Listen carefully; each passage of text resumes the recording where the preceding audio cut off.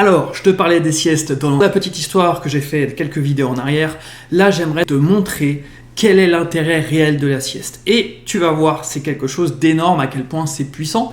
Et pour ça, je m'appuie sur le livre de Sarah Mednick, qui est une neuroscientifique et qui a travaillé sur le sujet. Je te montre ça tout de suite. Comme tu le vois, je suis sur mon site et je te montre le chemin si tu veux aller toi-même découvrir tout ça. Eh bien, tu vas sur mon site, tu es dans Actualité des neurosciences et tu vas page 4. Et là, tu as l'article spécialement dédié à la sieste. Et cet article-là, tu vas voir à l'intérieur, tu as la référence du livre dont je te parlais tout à l'heure. Ici, le lien direct pour le podcast, si tu préfères en format podcast. Et surtout, ça, regarde les avantages de malade quand tu fais la sieste régulièrement. C'est déjà bénéfique pour la santé, que ce soit pour la perte de poids. Tiens, un intéressé plus d'un cette histoire. La perte de poids, c'est essentiel. Pourquoi ? Parce que je veux dire, c'est pas en faisant une sieste que je perds du poids, non. Mais en faisant la sieste, tu as plus d'énergie pour dépenser les calories et tu as plus d'énergie pour résister à la tentation et en ingurgiter plus. Donc ça, c'est évidemment un point qu'il faut prendre en compte. Deuxième chose, si tu regardes bien, tu vas limiter tout ce qui est problématique en lien avec le stress. Migraine, ulcère et limiter le risque de troubles psychologiques. Plus tu as d'énergie, plus tu peux gérer tes émotions. Plus tu peux gérer tes émotions, mieux ça sera dans ta vie. Ensuite, le travail. Et oui, parce que c'est sur ça qu'on était parti sur l'anecdote précédente, notre patient en burn-out. Eh bien, tu vas voir ici, il y a la possibilité de le justifier. Non seulement pour toi personnellement, mais aussi pour ton patron ou pour ton chef. Regarde un peu les avantages. Tu vas améliorer l'état d'alerte. Donc en gros, tu es plus vigilant, plus attentif. Plus attentif à ce que tu fais, ça veut dire aussi moins d'accidents du travail, moins de chutes, moins de risques. Déjà ça, je pense que ça peut parler à ton chef. Deuxième chose qui va être intéressante, c'est que tu vas aller plus vite. La vitesse de réalisation motrice, c'est ça. Tu vas plus vite à ce que tu fais.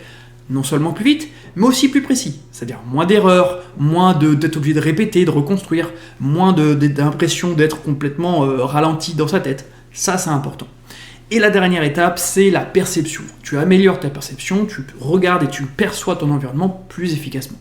Donc dans tous les cas, tu te rends compte que faire la sieste, c'est plus productif.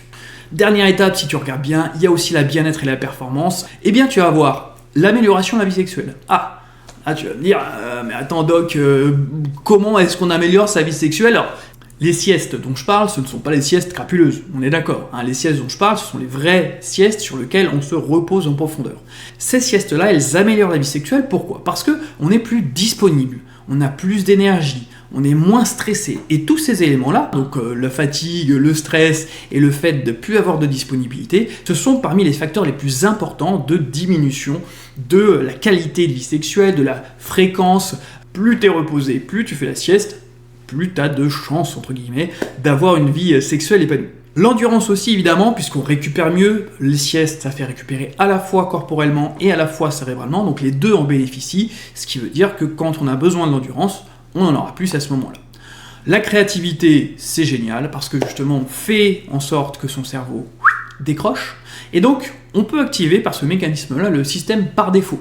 Ce système par défaut, c'est celui qui va aider à la créativité. Point crucial là-dedans pour notre patient de précédent, la réduction du stress, puisque on a plus d'énergie pour gérer son stress et ses émotions, on va être plus en capacité d'adapter notre comportement de manière positive, c'est-à-dire, imaginons, si je fais la sieste tous les jours, je suis moins irritable, et donc quand j'arrive avec mes enfants, comme notre patient de la dernière fois, je vais être beaucoup plus apte à aller faire face à la situation sans m'énerver, sans péter les plombs, etc. Donc, en étant moins stressé et en diffusant aussi moins de stress aux gens que j'aime le plus. Amélioration de la mémoire, bien sûr, puisqu'on améliore les capacités cognitives quand on est moins fatigué. Et dernière étape, contrairement à ce qu'on pense, faire la sieste, en tout cas sous les 20 minutes, ça peut permettre d'améliorer l'entrée dans le sommeil et la qualité du sommeil.